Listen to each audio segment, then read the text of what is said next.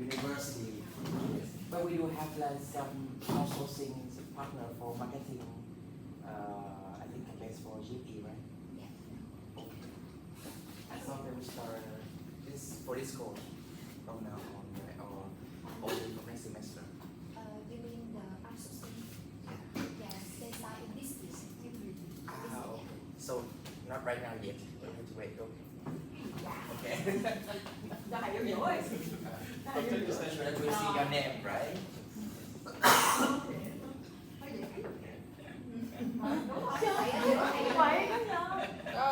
One, two, three. Yep, one, two, three. Thank you. Wow, yes. Okay, perfect. So good luck with your presentation. Okay, perfect.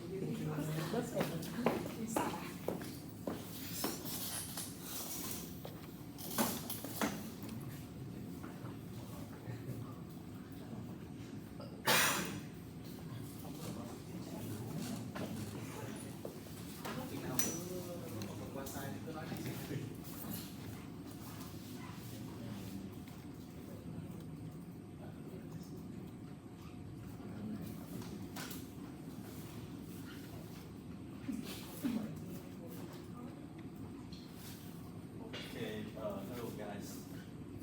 So today I will going to present the paper of Pete Rosen friends about with the topic like collateral damage, the effects on the Israeli bank crisis on the real estate in the U.S. So the author came up with the research question.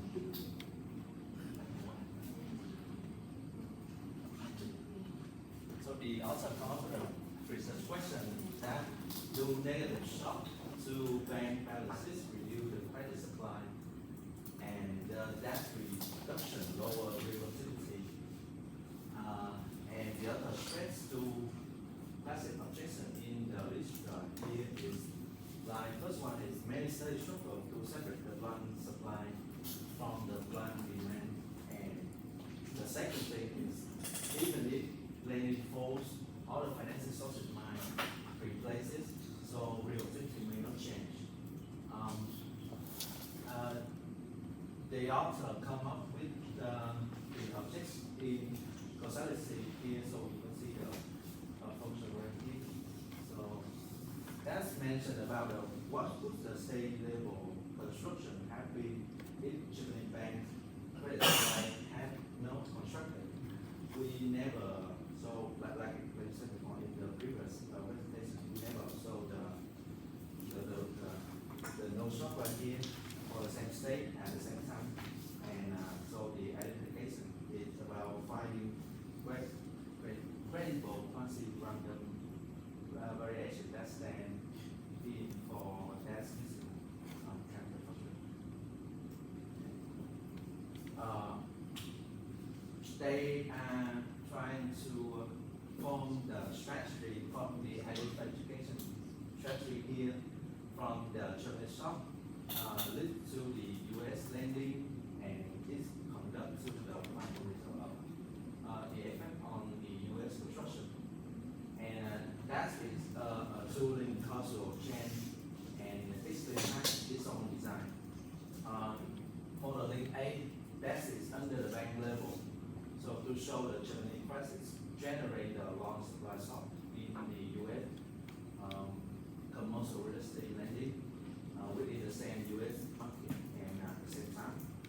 And for the link B, so they are under state level to use that supply driven variation in Germany lending to estimate the real effect on construction across the U.S. state with different exposure.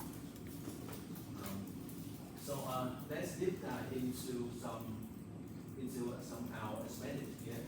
So go to the link 8 under the bank level. So the author try to compare the bank affiliates versus non-banks operate in the same market, while the shock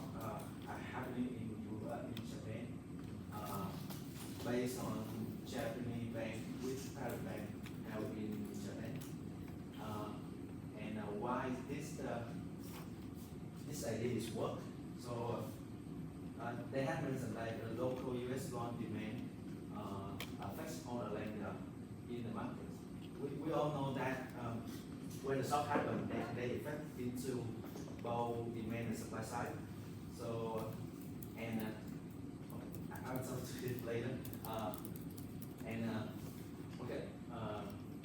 And then the also motivate is let me explain a little bit about that. So we all know that the when the shock happens, so it all impact into both demand and supply side, and in the same market, right? And if the shock is happening in the US, so this might affect all the lender in the US market. But we can see with the logic here, so that is something affect to the supply side beyond the US market. So that's the author have mentioned that they motivate this as an exogenous supply shock because the shock is in Japan, not in US condition. And a little bit focus here, that is Japanese private bank capital and NPL, non-performing lending, program superficially affiliate is proportion, then there was a name. And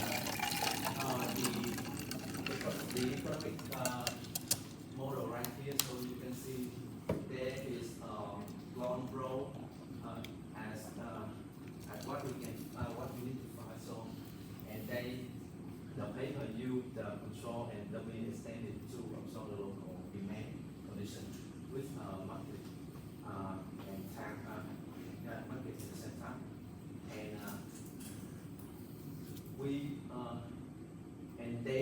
And then they ask whether Japanese parent have variable credit lending behavior for Japanese banks related to domestic competitor operating in the same market.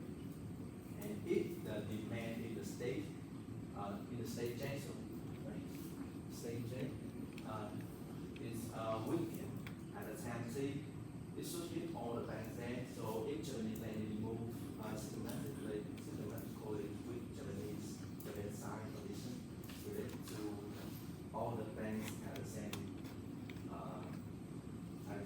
state and the time. So that is the evidence of supply channel. And we go to the link B.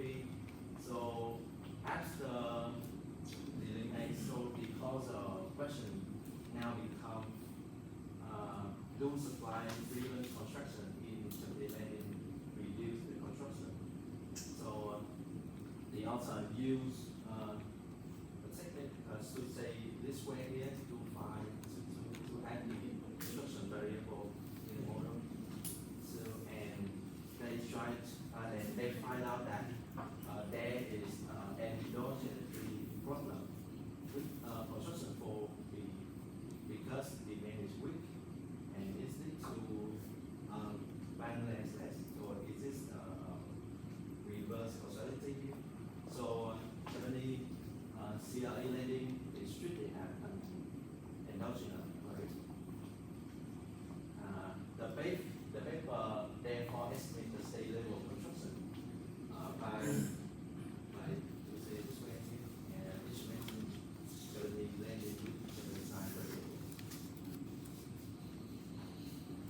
And and we go to the detail in this stage. So for the first day,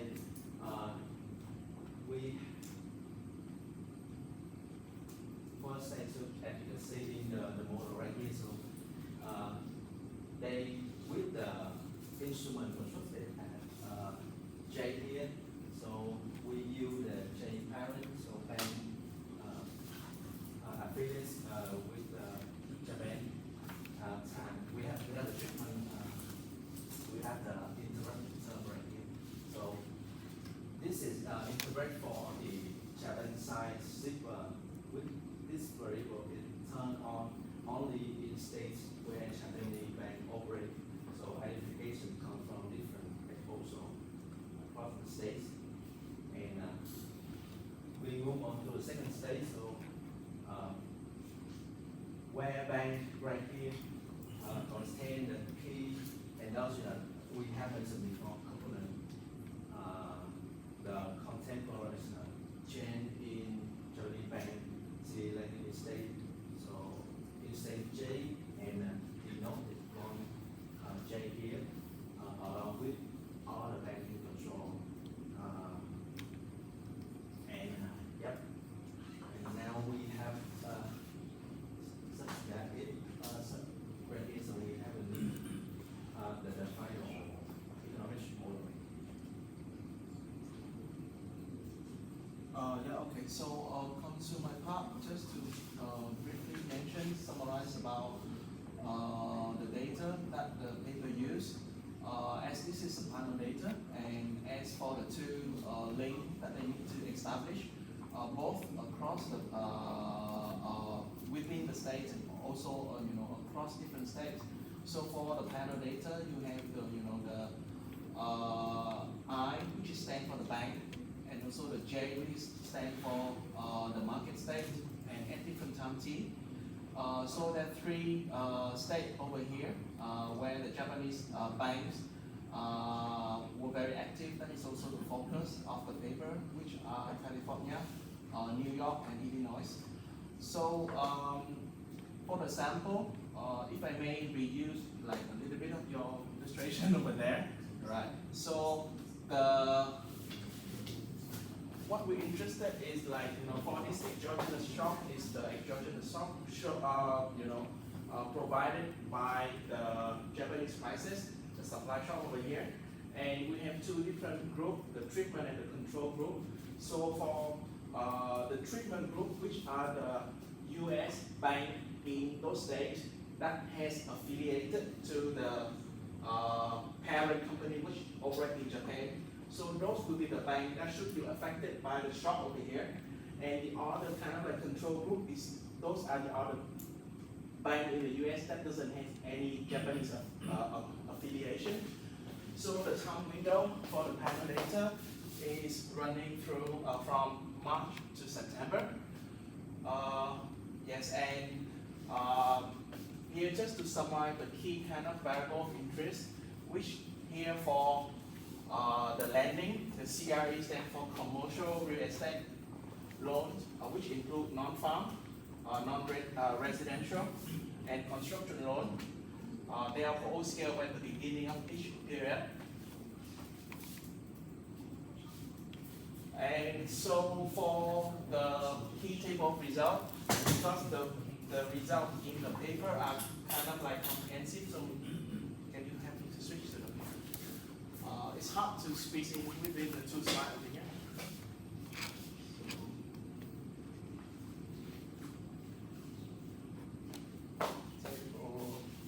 This table here. So for this table here is actually associated with the slide.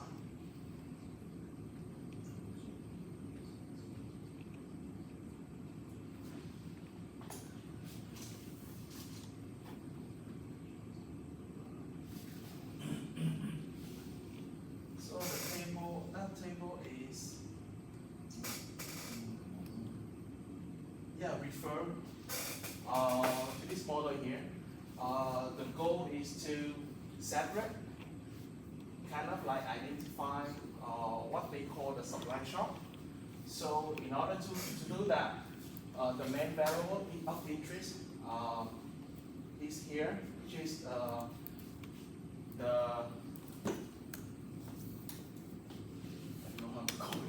it's like basically the change in the lending, the ratio between the change in the lending with the asset. And so for the regressor, here are our key regressor of interest, the beta 1 J parent, which comprise factors that related to the shock initiated from Japan. Those are variable like the risk-based capital ratio, and also the non-performing loan, the NPL. So the beta one is actually the vector comprised of the two variable, and also here, so to fully identify it, and to ensure that this shock is actually the supply shock, they try to control other demand factors, which are the US bank that doesn't have Japanese affiliation, which is this thing over here. So based on the this regression, right, we back to the table result. So the beta one, right, is actually related to the first two lines in this regression table here, which is the risk-based capital ratio and also the non-performing loan. So from our hypothesis, what can we expect? It is say like, you know, when there's a shock due to a crisis in Japan, what should the Japanese bank react? So when they're under crisis, right, they should try to handle it by increase their capital ratios, right? So as you know, as they increase their capital ratio, it should lead to, you know, the higher loan that they give out, right? So we expect the first coefficient to be positive, and we actually do observe a positive coefficient here, and it's statistically significant at the 99%. And also for the non-performing loan, when there's a crisis in Japan, right? We support, you know, the bank supposed to reduce the non-performing loan, and that should actually lead to a lower loan being given out, which is, you know, the Y on the left-hand side, right? So we do expect, you know, a kind of like negative sign, and we actually observe it over here as well, which is minus 0.8. And the next part is, because we're trying to switch, like, you know, compare between the treatment and the control group, right? So the next, the second line and the third line, the fourth line is to showing, you know, there's a Japanese dummy. If a US bank that has Japanese affiliation, they will be 1. If a US bank doesn't have any Japanese affiliation, then that would be 0. And the rest, remaining of the factor over here is just control for the local US demand factors. So for the first table result, it's kind of like, you know, consistent to back to the slide.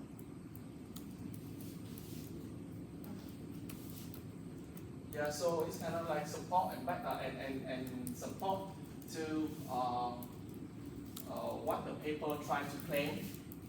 So a supply shock should have a causal effect to the US lending.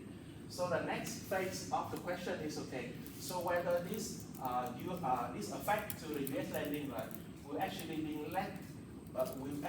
real. The real over here, based on what we understand from the paper, is they use the actual construction, the construction as something to look at. So the second.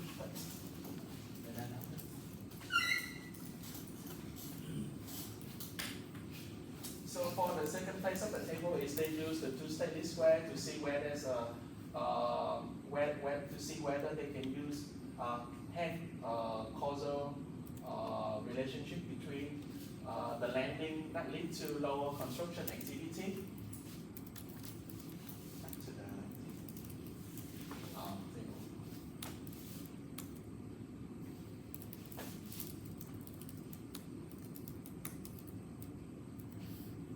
This table here, and to be honest, I think for us we need more time to really digest this table. what so far what we can understand is like because we use on the panel A, they try to get the exogenous supply shock, and then on the panel B they use that exogenous supply shock as that instrument variable as well. So they form they try to form the Z, and so to look at whether that instrument variable is a good instrument for the relevance criteria, this is actually shown as a positive over here. But to interpret whether they have a real effect or not, for us we need more time to look deeper into the table. There's so many figures. Okay, no worries, no worries. But I must say that this paper is super comprehensive, right? They are trying to cover not only one very single, let's say, mechanism, but indeed they are using the shock in a super, I must say, clever way, right? The exogenous shock from outside of the US, in this case, the parent Japanese bank, and then it translates to what? To so I'm asking you. So from the parent banks in Japan, right? They're facing the shock, Yeah. and it translates first to The landing, to the Japanese branch in Yes, the US. correct. Japanese branch in the US. Okay, and that trigger the shock to the demand or supply side. On the supply side, Very good. they isolate the supply side by Okay. controlling for the demand. Okay. And then the second question is whether that shock has a real effect or not. And to answer that question, they look at the construction market activity, whether there's a causal link that the reduction in lending lead to a reduction in construction. Yes. If they observe that, then they can kind of like confidently say, okay, there's a real effect there. And Yes. because they worry about the reverse causality Yeah. between the lending and the construction activity, right? So Yes. that's why they need to use the IV, the two-stage IV. And the way they use the instrument is very clever, because Okay. previously they tried to isolate the shock, right? And they actually use part of the shock, create an interaction term between the shock and different state, and they use that new variable as the instrument. Okay. So I must say that because they're trying to include too much in one plate. So would be nice if you could show us, let's say, the IV, right? And I think it's This is the better. IV. So on the first stage, this is what they estimate. And then they create an interaction term between the shock and different state exposure. So for the state that has the Japanese bank, right, then this would be 1. For those states that doesn't have Japanese bank, 0 exposure. So this can collapse to 0. And that is why for their study, right, there's 2 panels.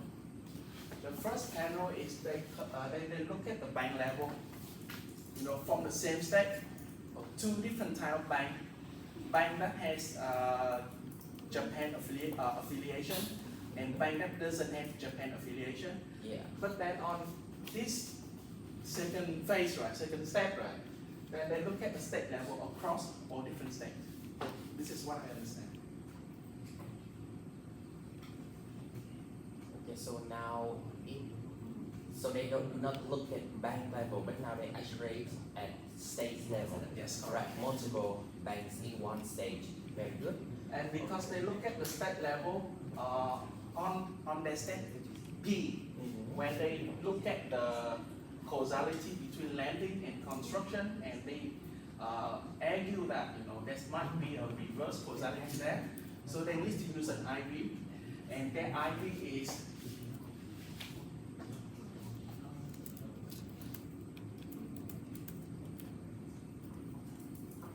their IV is actually used the estimation of the shock in state A. They create an interaction term across all different states. So for state that has 0 Japanese exposure, then this thing is zero. For state that has Japan exposure, then this will be this thing. And then they run a full regression control for factors at the state and national level. Okay. Yeah, but I must say that the way they present it is not so straightforward, right?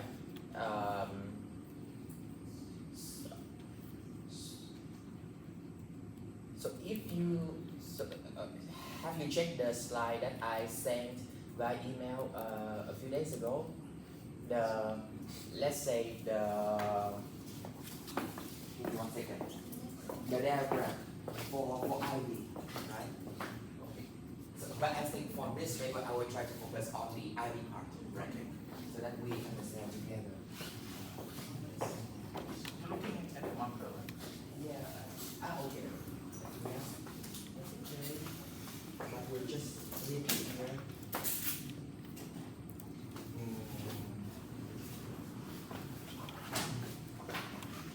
By the way, have you already picture this one? Okay. A basic one picture for me, please, if that's possible. And then I will erase and we try to draw the diagram for this ID format, right?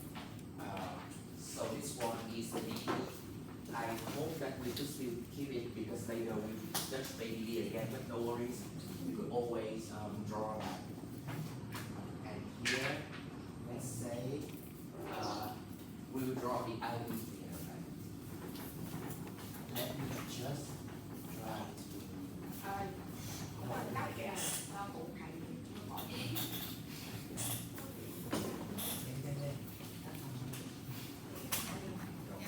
Vậy đó.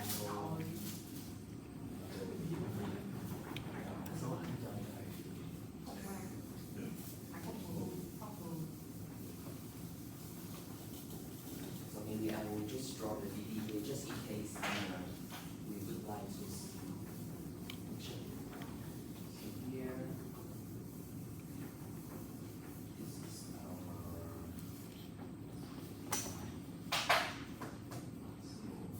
double price, right?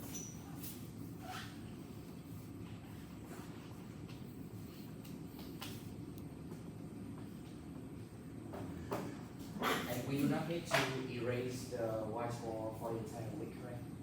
Do we have to? Is it possible if we just leave it there later? We could reuse them for other videos. Oh no, okay, so bad, yeah. I think we tried before and then someone erased it. Okay. Then let's see.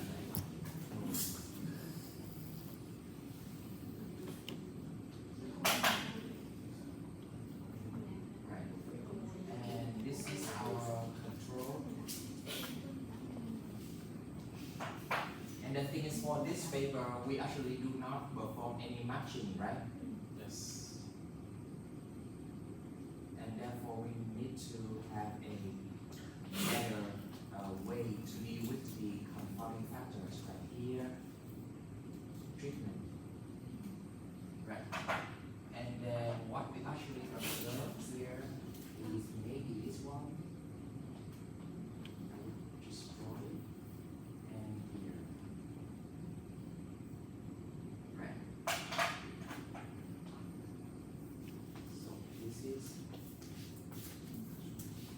here is actual, right? And this one is also actual.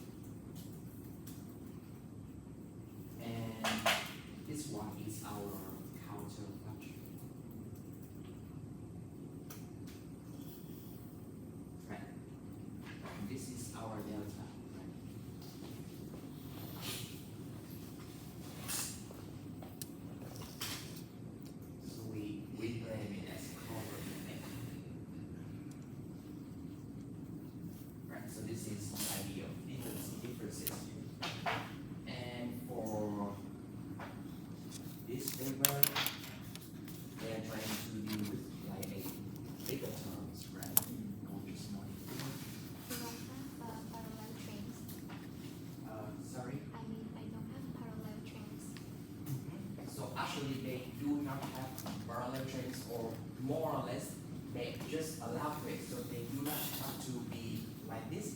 Why is the case here? You remember that we focus first on the bank level, right? And what else? And the state level. And here we have only one before, one after. But for the state variable, we have different exposure of the bank, right? So we have different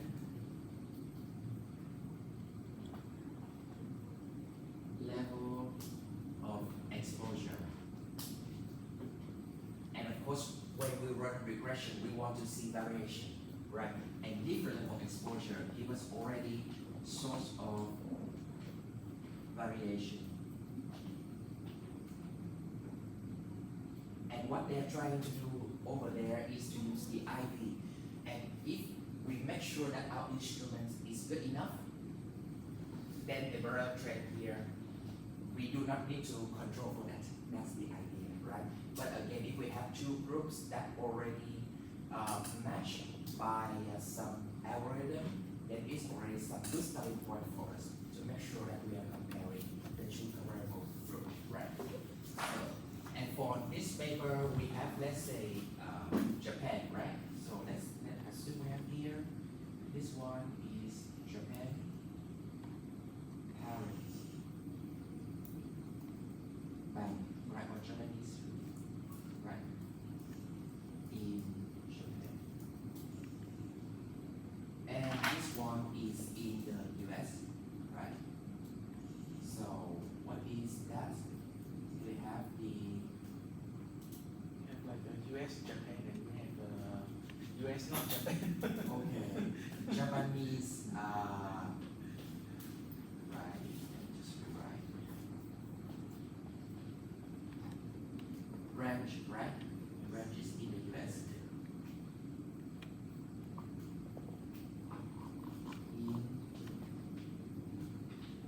So we first check the channel that here the shock here that affects the supply side, the lending market, right? So affect supply. That's the first thing. We want to test whether a shock from one market could lead to or transmit, right? Or transmit to another market. And within this market, then supply will affect the demand, right?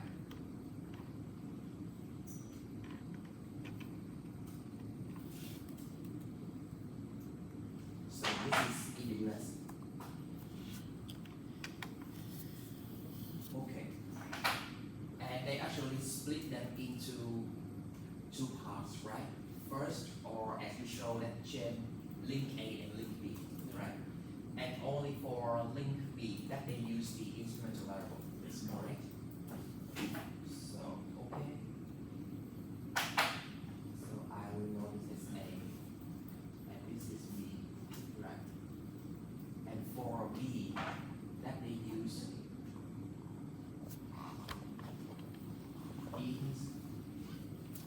instrumental variable, right? So then I need your support here to identify the Sorry, following I think things. here is not to affect the demand side, but has real effect, whether that effect is real or not. Yes, so it's, let's say, transmit from the supply side to real economy, right? Real And real real- economic activity. Yes, and that is The they use the loan, right? the construction market Oh. activity. Okay, so let's write here. So the causal question for that part that they asked is whether a reduction in the loan supply will lead to a reduction in the construction market activity. And in fact, they show that $100 decrease from the parent company, parent bank, right? Leads to more than 100 decrease in construction market. Yeah.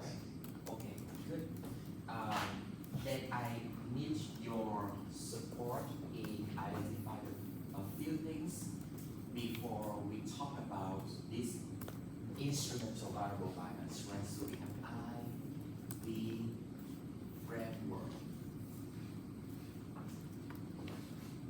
So what are the two variables that we, maybe could you show the screen again?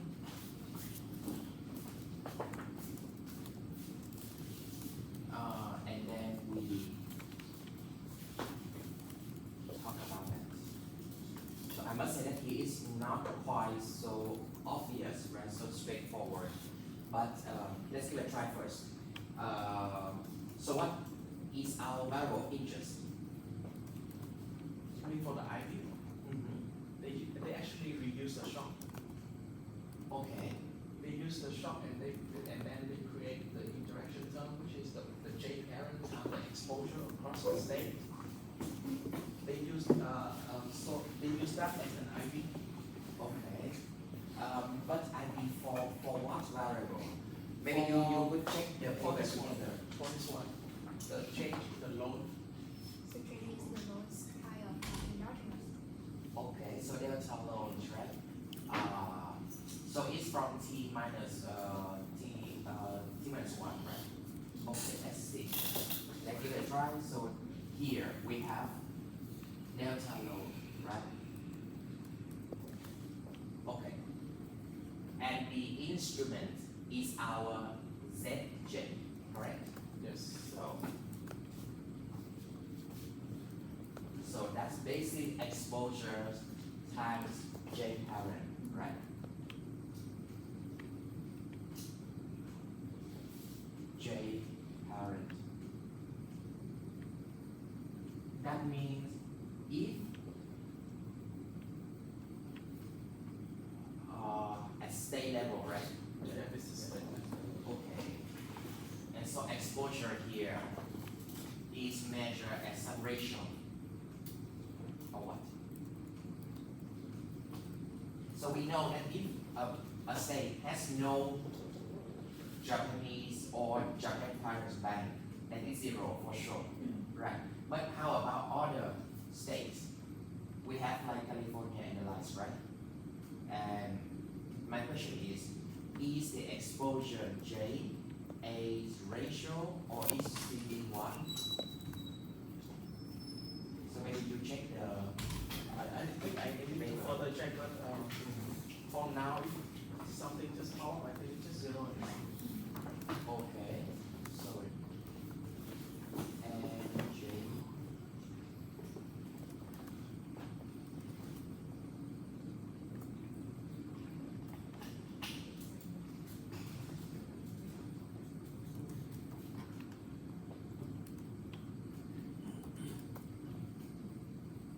Okay. So this one is the ID, right, for the load. And what we measure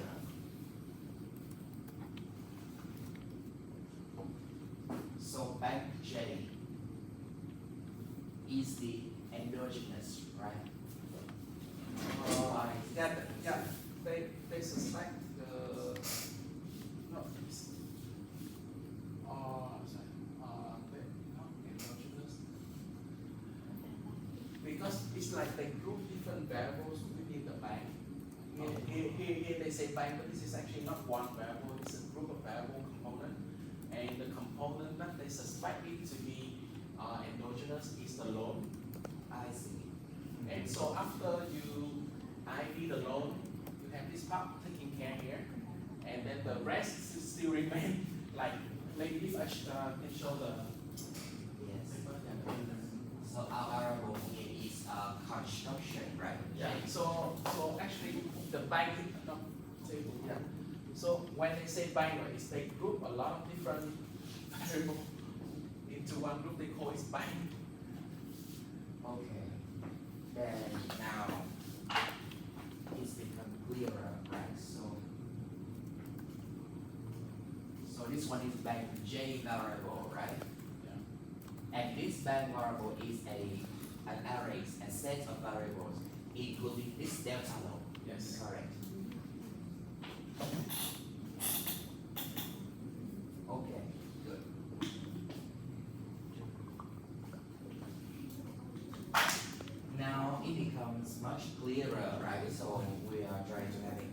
variety of thought. Very good. And so let's talk about the IB method. Why do we need an IB? From the first stage or previously I mentioned that we have in total what are the violation of OLS? The one that I think for reverse causality is the one where you have the expected of the error term conditional on x is not 0. Okay. You have 5 conditions for the OS to be low, but then the one that should get violated in this case should be that one. It's called like a condition, unconditional thing or something. I couldn't remember. Sorry. No worries. So let's say OBD, right? Or if we write like this, so maybe y equal alpha plus beta x, right? Plus u, right? This is our error term. And our assumption is that x and u's are orthogonal, right? Or let's say if we make sure that there's nothing here in this case, so for example, x, y, or z, right? Plus epsilon. So let's say if we know that u let's say comprises z and another error terms, and then x and z are correlated, right? And z is in u. We do not have any way to capture it explicitly, right?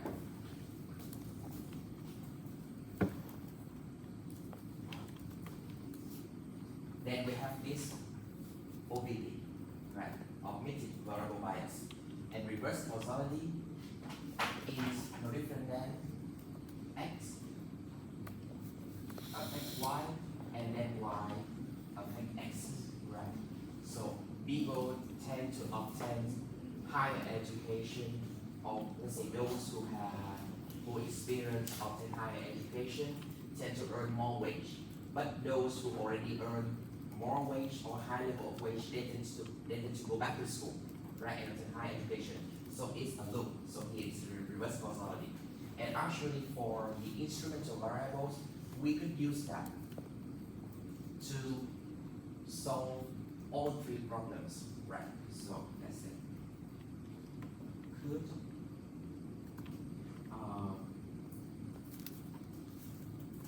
be addressed by our ID, right? And we argue that x and y, or let's say x is endogenous, right? And in this case, the delta load is endogenous. We may say that, what is the argument that we made here that could lead to some problem with only this relationship, construction and delta load?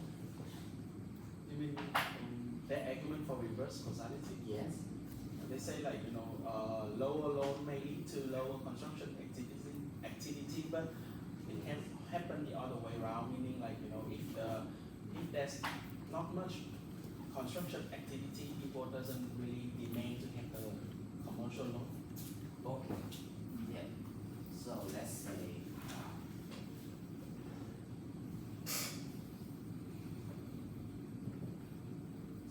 when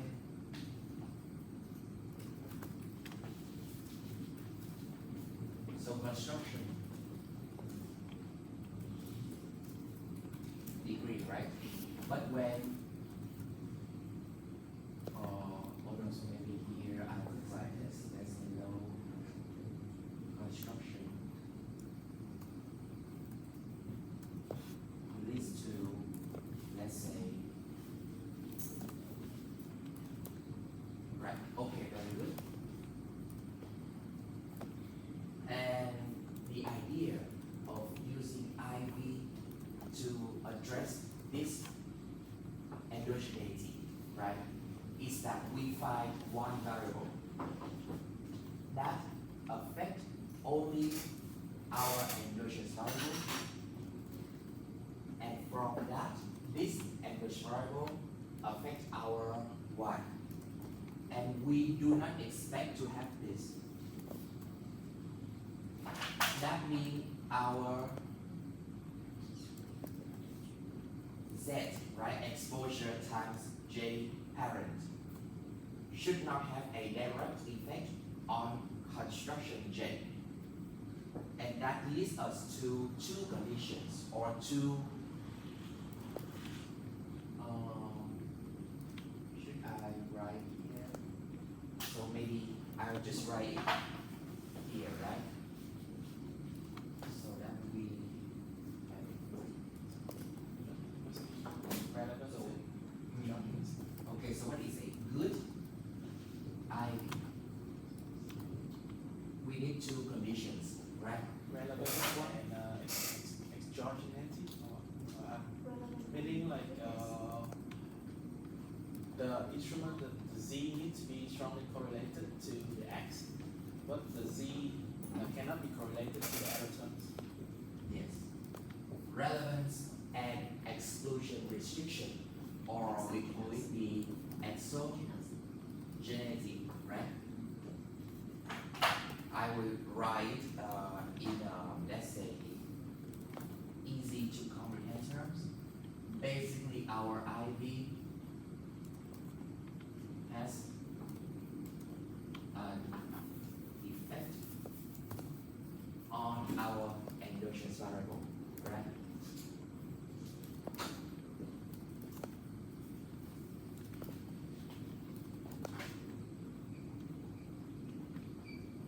Right. In this case, that should be the delta load, right? Yes.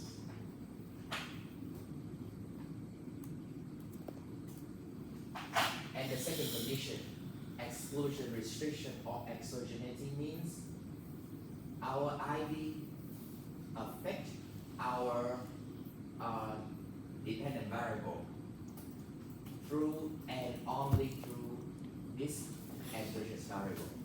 Right. This one, IV affect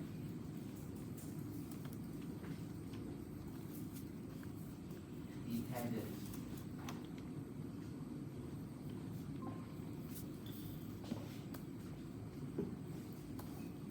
variable, right? Remember here, the key terms is through and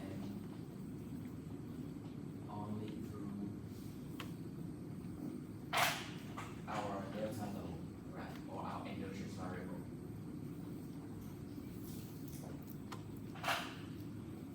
And for this one, can we test this? Yeah, it's the the first stage F statistic. Very good. So, first day regression, right?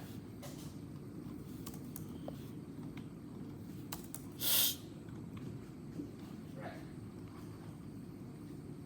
First, I will just write in detail here.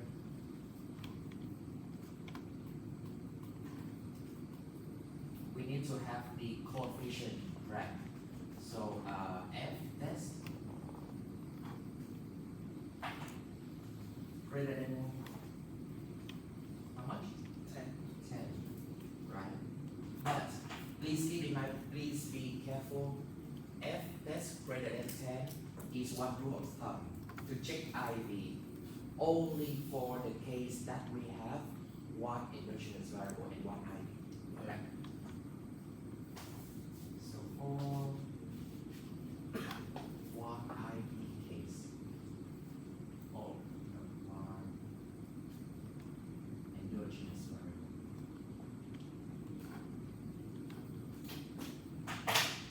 And also, they do not usually say, but Over identification. yeah, here I will come to that very soon. But this one we set an F test. In the first stage statistic, we should see a significant variable right? Significant coefficient. This one is 1, but usually you have to check the coefficient of the first stage. What is that? First stage regression. This is about what I mentioned one time. Okay. Yes. No worries, because we are going through that together so that later you don't need to, let's say, struggle in checking paper again, right? Or I will just write here, right? So, statistically significant coefficient. So in short, that's very intuitive. So our idea is here, right?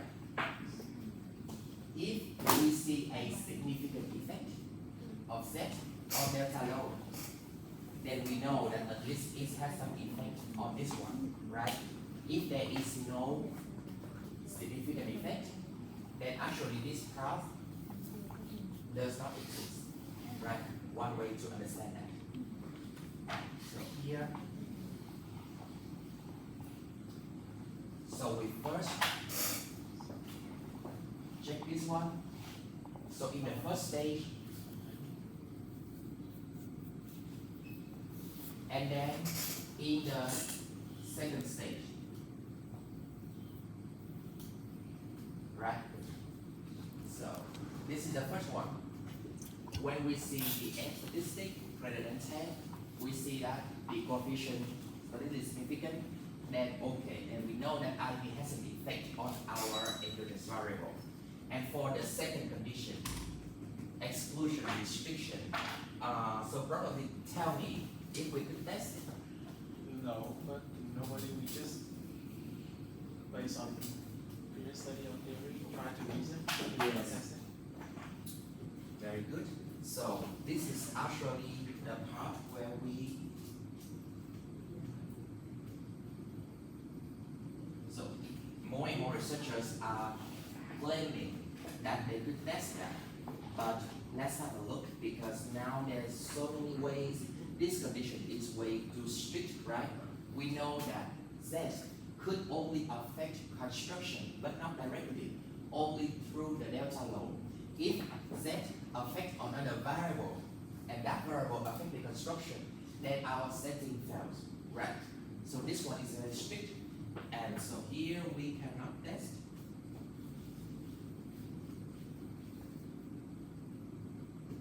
Indeed, we need to argue why Z affects construction through and only through delta load, right?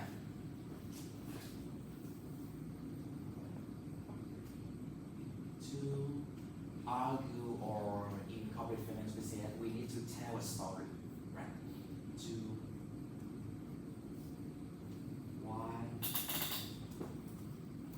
Z affects delta load.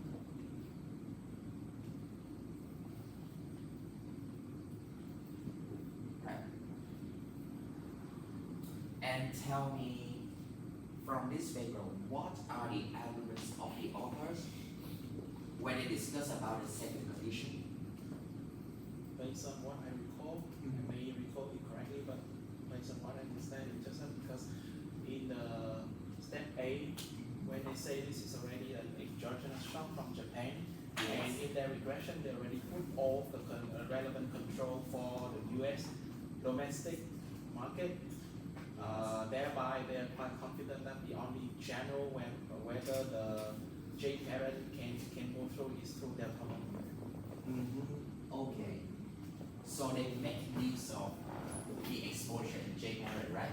They say that this shock is from other countries and it affects the branch or not all the banks in one state, but only the Japanese bank that has parents in Japan, right? And that's exogenous, and that's only have, let's say, the effect on construction through their loans, right? Okay, I will keep that in mind, and then I'll come back later. But so far, what all the authors argue is Z affects standalone and affects construction, right? Very good.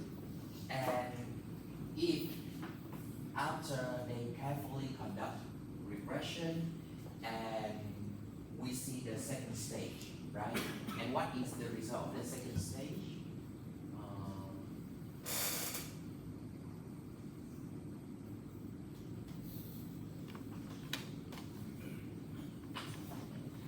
So statistic is simple. So here, for example, if the first stage is 41, right? It's greater than 10 for the case of one endogenous variable. We see that this one is a good idea, but wait, I think for this one, what they're trying to do is they split it into Japanese landing and non-Japanese landing. And next, they tell us that only the Japanese landing is significant or has significant effect. And for non-Japanese landing, it's insignificant. So it's one way that they tell us that the effect is triggered from the parent bank in Japan, right? And so now we have this one. And what else should I mention? And they say that just because the exposure or the shock, right, is originated from Barents Bank in Japan, and it leads to a reduction in loan, right, in our US market, right, and that affects or leads to a reduction in, I think, number of construction deals, right, is one of the variable that they're using. I think this is a part for the result of the second stage. Okay, let's have a look. So here they check for dependence variable, right? The first one is number of construction project. Next is the square feet of construction project, basically the size, right, of the project, and the real value of construction project and the state construction employment growth. And after we control for the first stage regression, let's have a look. So now actually change in commercial real estate loans by Japanese bank. That's the one. But yeah, that's the one of interest. Okay. So we rule out already, right? So let's say in the first stage, we regress. I hope that I'm not stuffing too much in one place.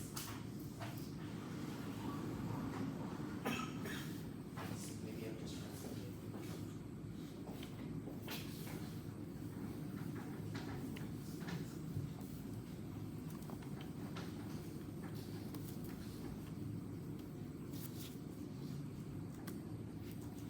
Okay.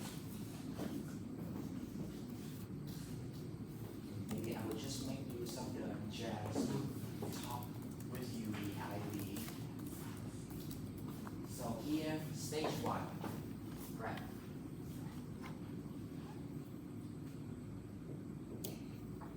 And then stage two. Maybe you just skip this. I think more is just. So here is stage one, and this one is stage two. Right. In the exam or later for your projects, I hope that you could use like this diagram as a guideline for you to help you argue. So in stage one, we regress what?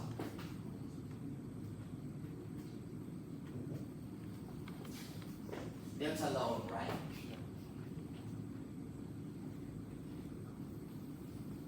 On our ID, right?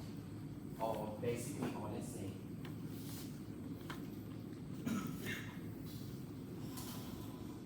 in this case, what is that? Right. I'll just write in a very generic terms, right? Set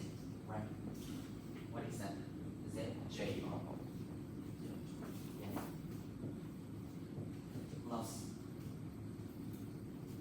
I think here, we controls for that, right? Plus our error terms.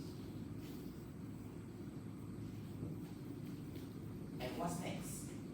After we run the regression, we check the two conditions, right? The statistically significant or not. Basically, this is our variable that we should care about, right?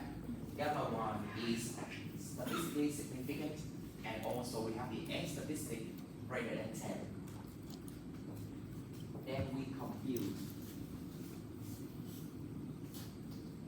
the predicted value, right, of low. Remember, this one is our hat,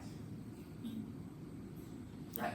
So from our coefficient, our estimated coefficient, we plug in the value and we compute the the delta log hat, right? That is the estimated value.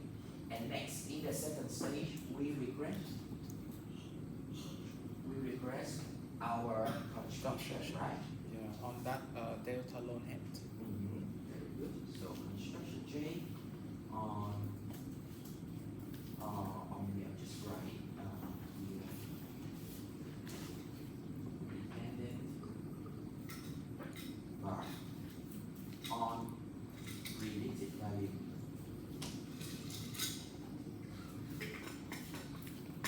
from the first stage, right?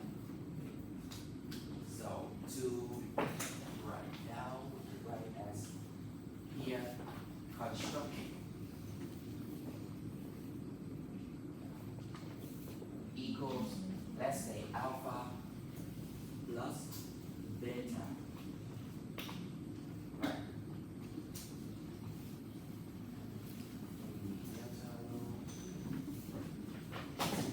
Remember, we only regress the predicted value, right?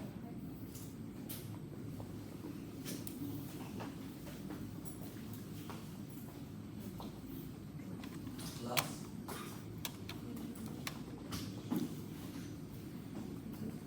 u time again control and the uj. And remember, one thing to remember that whatever we control in the first stage must be controlled in the second stage. They should be consistent, right? To make sure that we control everything and we just, let's say, review the true effect, right? And this one is our data, right? ID.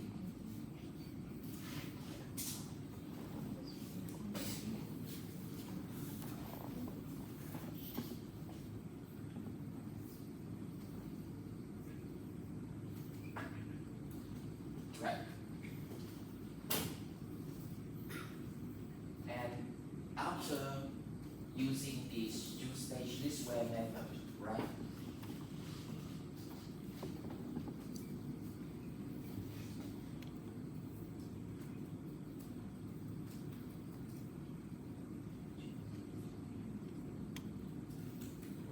We already rule out the effect of, let's say, or in other words, we already disentangle the variations that are not explained by our IB, right, in our interest variable, right?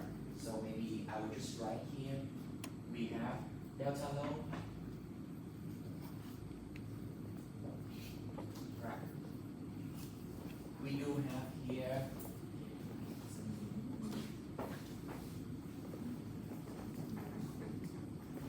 this variable, why is this endogenous? Because it contains two sources of variation, right? We have good variation and then bad variation, right? And by using the two-stage list square, we already remove the back variation.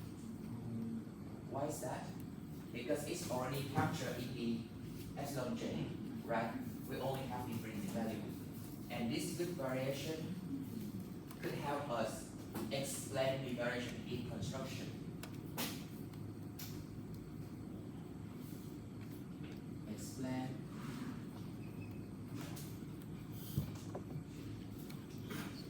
in construction.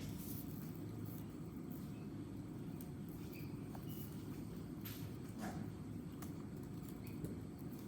So, and so probably what is the general approach researchers are usually doing is that they first just run a regression of delta load on construction, and they say that so probably this one is endogenous, and that's why they try to apply the two-stage least square.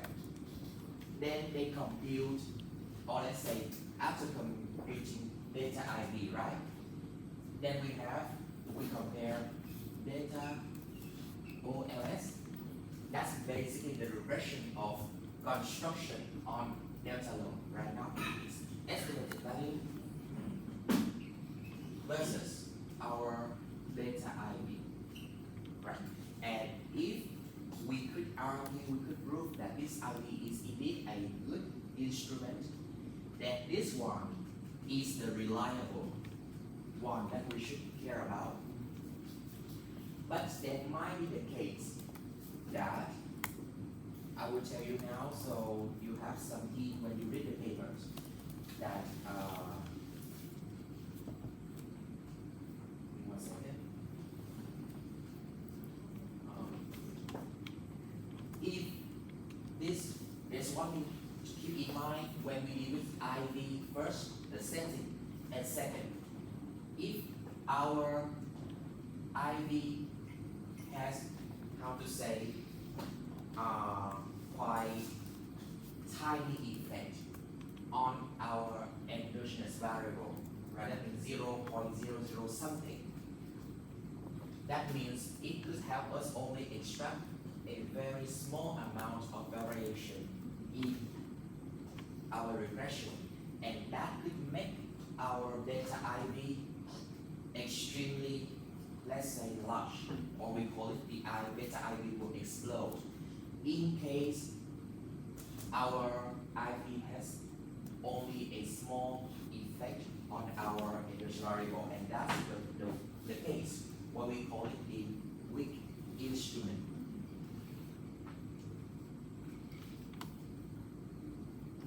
Right. So we need to deal with it, and there are some methods. And now you ask me, oh, what if I have one endogenous variable?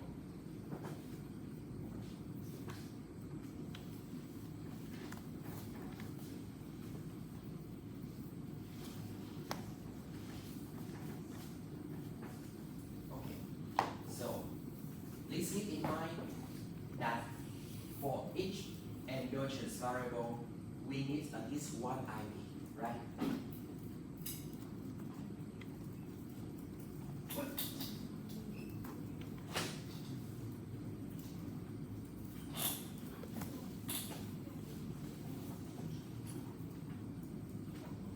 Right. Minimum at least one IV. There might be the case that one endogenous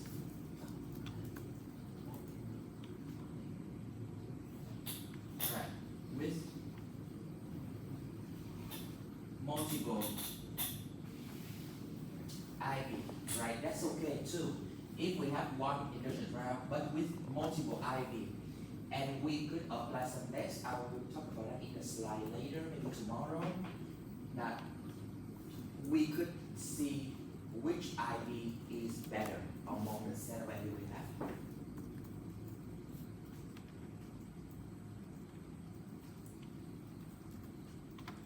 So here.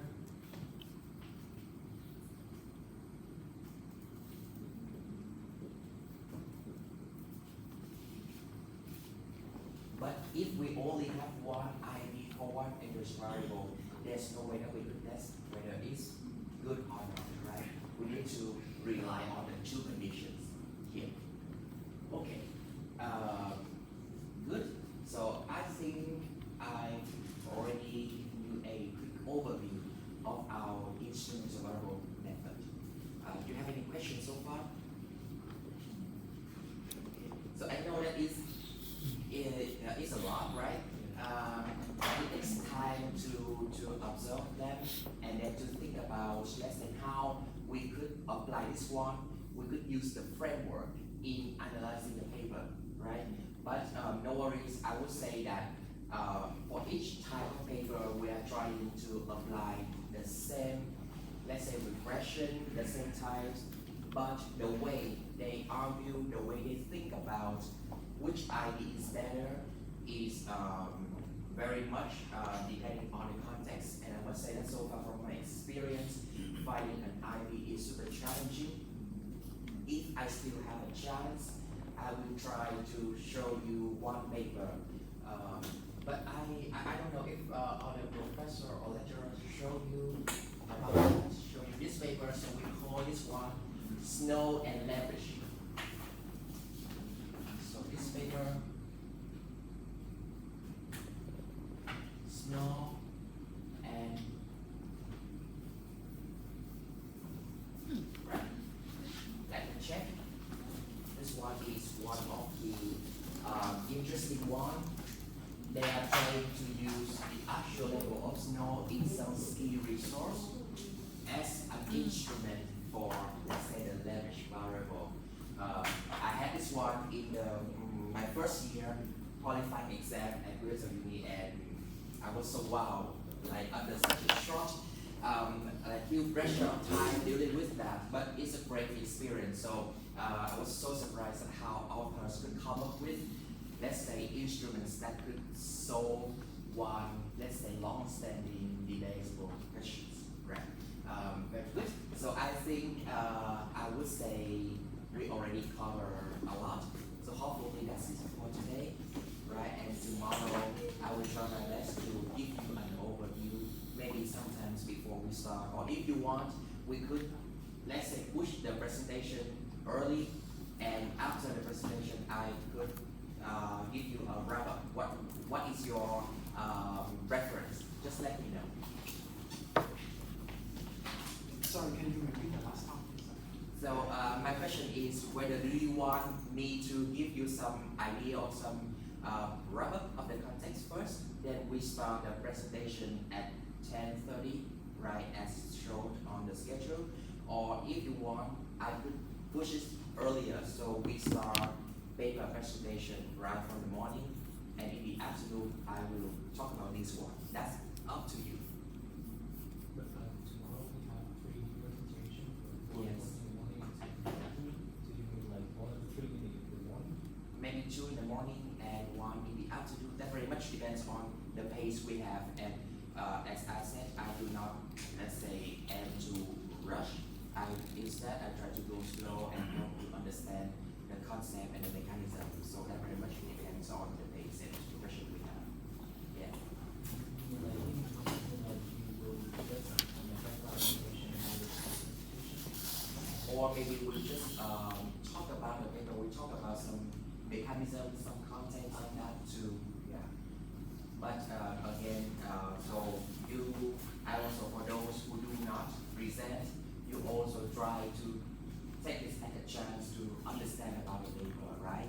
Why is this? Because in the exam, for sure that besides my questions, there will be questions about the paper. And for example, I will give you a list of 10 papers, right? And I will ask you to answer questions belong to 2 papers. And you are allowed to answer one of the 2 that you present. And another one must come from your other students. Yeah. Does it make sense? Or Yes, yes. it's okay? Yeah, okay. So you present 2, but in the exam you could only pick the one that you present, only one, and another coming from another group. So this is a great chance for you to have an overview, right, of all the papers. Or the one that you really like, you could focus on that. That's certainly fun. Yeah. Okay. And do you have any kind of feedback or advice for the next presentation based on the presentation today? Would you like to add or adjust anything that you have already presented? I would say because today the first day, but your cohort already gave covering the overview and we talk about that. That's okay. So I plan to still keep it tomorrow. But let's say probably for the remaining presentation, we will try together in group to understand more about like the numbers in the table, right?